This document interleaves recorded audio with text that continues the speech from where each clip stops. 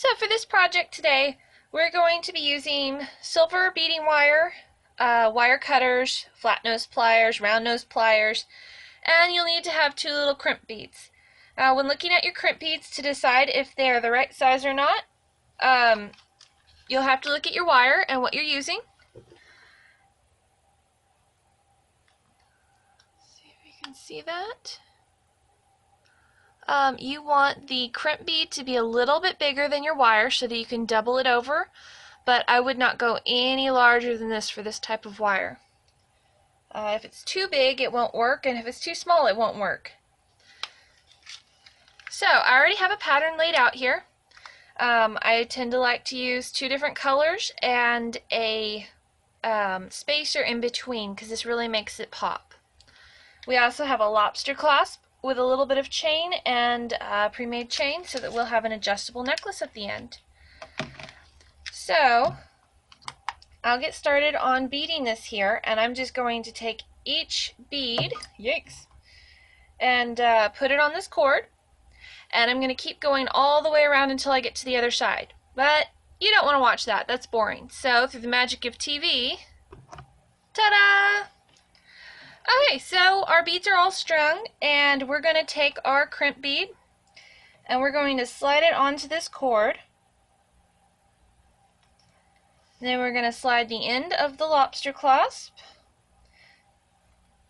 and we're going to take our cord and go back through just the crimp bead and kind of tug it up a little so that it's nice and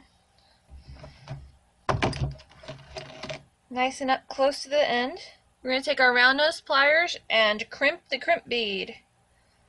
You want to make sure not to over crimp so that it doesn't bust off. And as you notice, I put a little bit of chain on here. I found that allows you to clasp it better once the necklace is done. Otherwise, it's really hard for your fingers to get a hold of the lobster clasp. We're going to take the end ones, end beads, and make sure to put that little bitty tail of ours in there. If you find you have some that are not wanting to cooperate, you can put a dab of super glue inside the middle of your bead and then finish tightening up the beads. We don't want to lose that, so let's snug it up. Okay, and now I'm going to do a similar thing. I'm going to take a little bit of an excess and I'm going to slide the crimp bead onto the wire.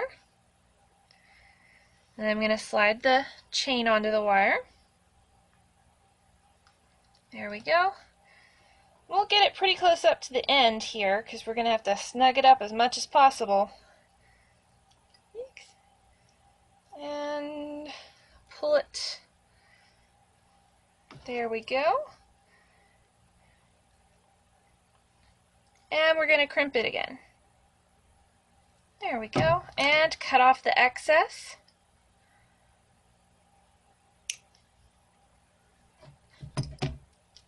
And then we can use our round nose pliers again to just kind of tuck it in.